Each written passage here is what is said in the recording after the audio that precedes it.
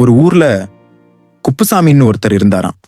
ஒரு நாள் அமைதியா ஒரு மரத்துக்கு கீழே உட்கார்ந்து சுண்டல் சாப்பிட ஆரம்பிச்சாராம். அப்போ திடீர்னு ஒரு பெரிய மழை வந்துச்சாம். மழைய பார்த்ததும் குப்புசாமி கொஞ்சம் அதிர்ச்சி ஆயிட்டாராம். உடனே குடைய விரிச்சிட்டு சுண்டல் சாப்பிட்டே அங்கேயே உட்கார்ந்தாராம். அப்புறம் என்ன, வேகமா காற்று வீச ஆரம்பிச்சுச்சான். குப்புசாமி சமாளிக்க முடியாம நேரா கடல்ல போய் விழுந்துட்டாராம். அந்த சமயத்துல ஒரு பெரிய திமிங்கிலம் வந்து குப்புசாமியன் அப்படியே விழுங்கிடுச்சான்.